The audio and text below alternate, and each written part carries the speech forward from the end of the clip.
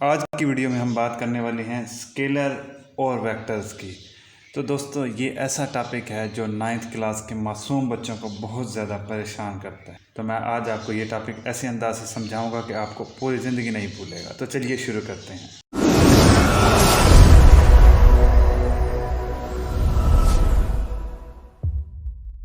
दोस्तों ज़िंदगी में कुछ ऐसी क्वांटिटीज़ होती हैं जिनके लिए तरतीब की, डायरेक्शन की कोई ज़रूरत नहीं होती। मिसाल के तौर पर आप जब सब्ज़ी या फ्रूट वाले के पास जाते हैं तो वो फल को तराजू के अंदर एक ख़ास तरतीब से नहीं डालता। ना कभी आपने कहा ना उसने डाला।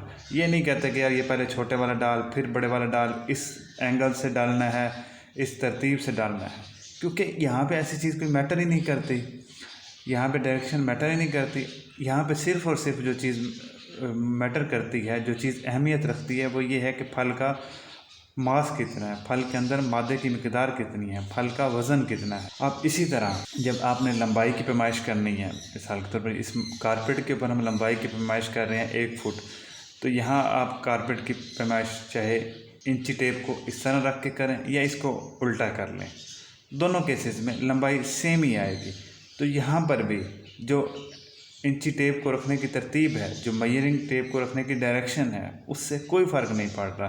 तो बेटा ऐसी क्वांटिटीज़ जिनमें डायरेक्शन से कोई फ़र्क ना पड़ता हो, उनको हम कहते हैं स्केलर क्वांटिटीज़। तो स्केलर क्वांटिटीज़ बेटा ऐसी क्वांटिटीज़ होती हैं जो हम कम्प्लीटली डिस्क्राइब कर देते हैं सिर्फ़ और सिर्फ मैग्नीट्यूड की मदद से। मिसाल के तौर पर जिस तरह आप फल लेकर आए, आपने लंबाई की पैमाइश की, या आपने 1 लीटर पानी भरना है, तो अगर बोतल में पानी भरना है, गिलास में भरना है, बाल्टी में भरना है, तो उसमें भी कोई डायरेक्शन की ज़रूरत नहीं है, सिर्फ़ और सिर्फ 1 लीटर पानी होना चाहिए। तो ऐसी क्वांटिटीज़ को हम कहते हैं स्केलर क्वांटिटीज़, जहाँ पर सिर्फ़ और सिर्फ मैग्नीट्यूड से मुराद क्या है कि उसमें उस शय की मिकदार कितनी है। मिसाल की तरफ पानी ले रहे हैं तो पानी 1 लीटर है या 2 लीटर है, तो एक तो उसकी मिकदार आ जाएगी, जो पहले आ जाएगा जो वैल्यू। मिसाल के तौर पर अगर आप फल लेके आए हैं 2 किलो, तो 2 उसकी मिकदार आ जाएगी, और उसके साथ कोई ना कोई यूनिट आपको लगाना पड़ेगा कि 2 किलो लेके आए हैं, 200 ग्राम लेके आए हैं, 2 टन लेके आए हैं, तो 7 यूनिट आ जाएगा, वैल्यू और उसके साथ यूनिट। तो ऐसी क्वांटिटीज़ को हम कहते हैं स्केलर क्वांटिटीज़। इसी तरह बेटा ज़िंदगी में कुछ ऐसी क्वांटिटीज़ होती हैं जहाँ पर आपके लिए तरतीब या डायरेक्शन बड़ी अहमियत रखती है। मिसाल के तौर अगर आपने इस दरवाज़े को खोलना है तो आप इधर से ज़ोर लगाएं, उधर से ज़ोर लगाएं, जैसे मर्ज़ी आप लगेंगे दरवाज़ा नहीं खुलने लगा। जब तक आप एक ख़ास डायरेक्शन में एक ख़ास एंगल पे फोर्स नहीं लगाएंगे तब तक दरवाज़ा नहीं खुलेगा। तो यहाँ पे डायरेक्शन मैटर कर रही है। अगर आप डायरेक्शन फॉलो नहीं करेंगे तो दरवाज़ा नहीं खुलेगा, चाहे क़यामत तक आप ज़ोर लगाते रहें।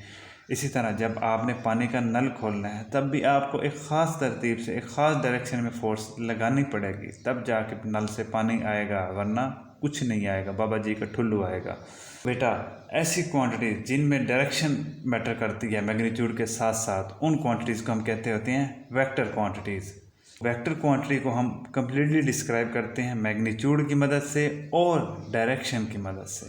सिर्फ मैग्नीट्यूड काफ़ी नहीं होगी, डायरेक्शन भी होगी। मिसाल के तौर पर दरवाज़ा खोलने के लिए जो आपने फोर्स लगाई, आपने इस नल को घुमाने के लिए जो फोर्स लगाई, टार्क लगा, कपल लगा। इसी तरह जब आप मूव कर रहे हैं, कोई आपसे पूछता है यार कहाँ जा रहे हो, तो आप कहते हैं मैं यार इस तरफ जा रहा हूँ, मैं दुकान की तरफ जा रहा हूँ, मैं मार्केट की तरफ जा रहा हूँ। तो आप जब जा रहे हैं तो एक तो आपकी स्पीड आ जाएगी कि मैं इस स्पीड के साथ जा रहा हूँ, बाइक पे जा रहा हूँ, पैदल जा रहा हूँ, गाड़ी पे जा रहा हूँ, तो ये आपकी स्पीड यहाँ से डिफाइन हो जाएगी। दूसरी चीज़ आप कहते हैं मैं मार्केट की तरफ जा रहा हूँ, तो डायरेक्शन भी आ गई, तो स्पीड भी आ गई, डायरेक्शन भी आ गई। अब जिस तरह ये मिसाल के तौर पर ये मेरे पास बुक है, इसको मैं इधर लेके जाता हूँ इस तरफ, तो इसके ऊपर इस तरफ फोर्स लग रही है, तो फोर्स को हम रिप्रेजेंट करते हैं, उसका जो सिंबल होता है, फोर्स का सिंबल F है, उसके ऊपर एक एरो लगा देते हैं जिस डायरेक्शन में ये जा रहा होता है। इसी तरह वेलोसिटी, स्पीड, और उसके ऊपर एरो आ जाएगा कि जिस डायरेक्शन में ये जा रही है। तो दोस्तों मैंने यहाँ पे पूरी कोशिश की है कि स्केलर और वेक्टर का कंसेप्ट आपको बहुत ही आसान ज़बान में समझा सकूँ। तो अगर किसी किस्म का कोई क्वेश्चन है तो please ask in comments. I am available for you. Thank you, good bye.